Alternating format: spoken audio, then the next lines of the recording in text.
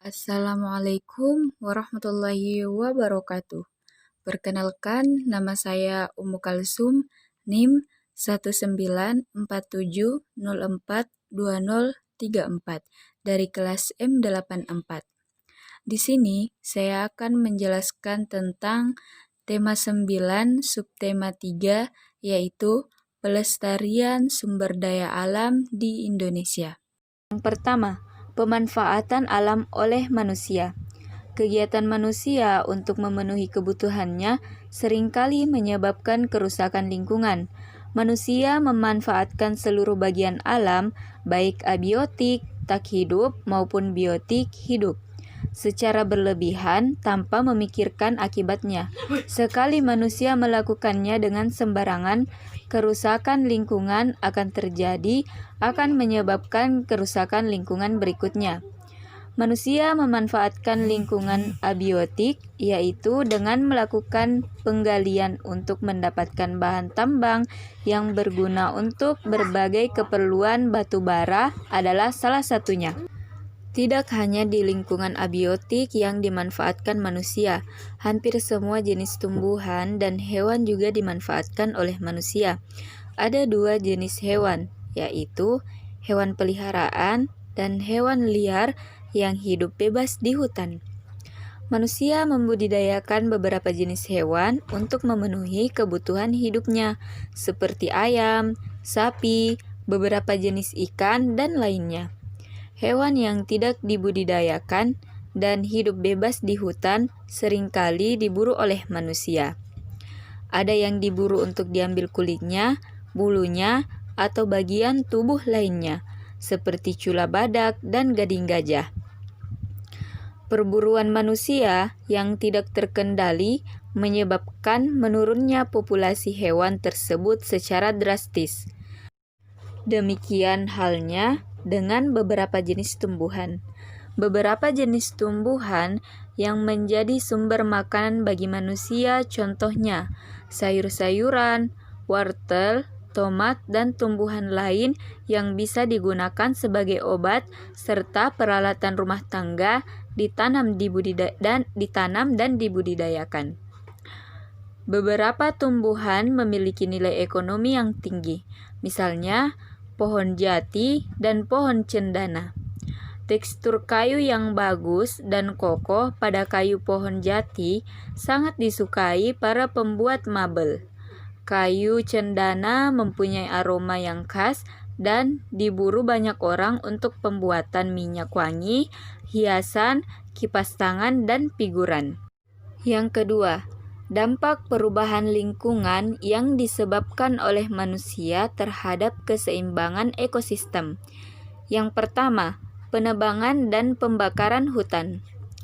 Manusia melakukan penebangan dan pembakaran hutan secara liar demi membuka lahan pertanian, pemukiman, serta mengambil kayu dari hutan sebagai bahan untuk membuat perlengkapan rumah tangga. Kegiatan tersebut tentu saja membuat hutan menjadi gundul.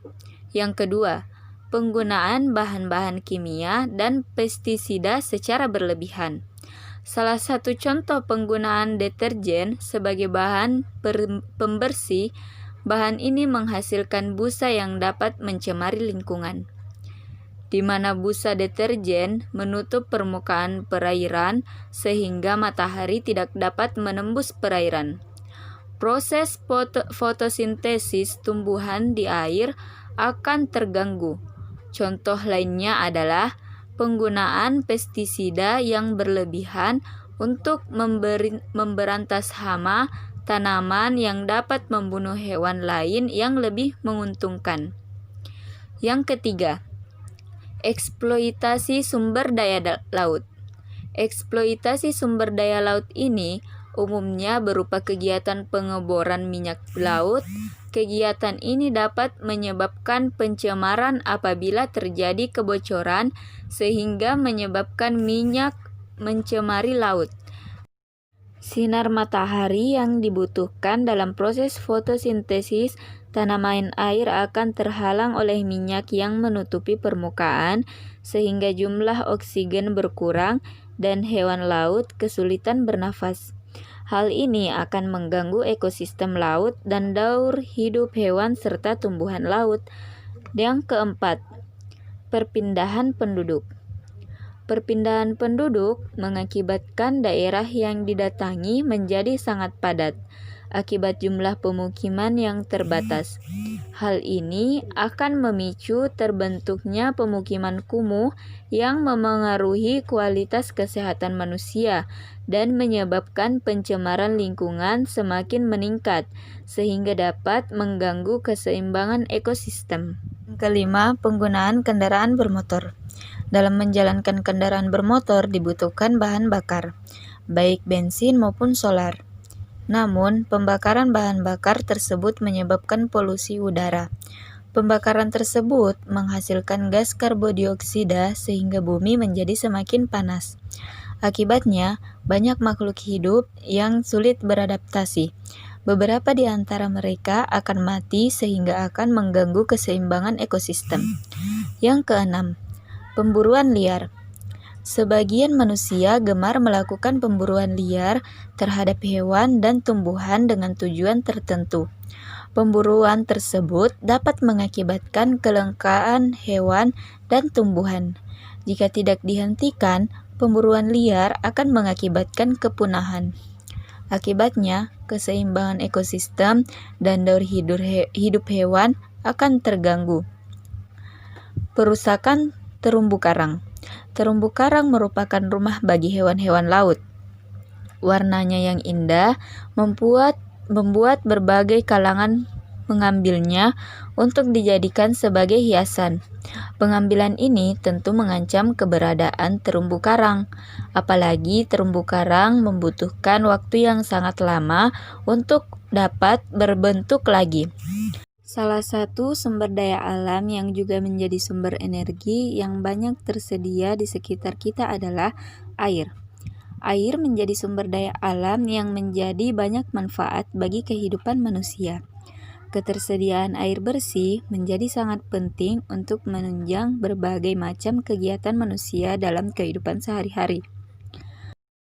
Yang ketiga, pelestarian sumber daya alam. Pelestarian sumber daya alam merupakan kewajiban seluruh anggota masyarakat. Hal tersebut dilakukan agar sumber daya alam tetap bisa lestari dan bisa dimanfaatkan. Namun, pelestarian kekayaan sumber daya alam bukanlah milik satu orang saja. Seluruh masyarakat wajib melakukannya secara bersama-sama dan saling menunjukkan sikap persatuan dan kesatuan. Maka pelestarian lingkungan akan lebih mudah dijaga dan lebih cepat terwujud. Beberapa contoh sikap persatuan dan kesatuan dalam melestarikan sumber daya alam, yaitu yang pertama, kerja bakti membersihkan selokan yang penuh sampah. Yang kedua, bergotong royong membersihkan sungai dari tumpukan sampah. Yang ketiga, bergotong royong dalam membangun sarana kebersihan. Dan yang keempat adalah menanam bibit pohon di taman.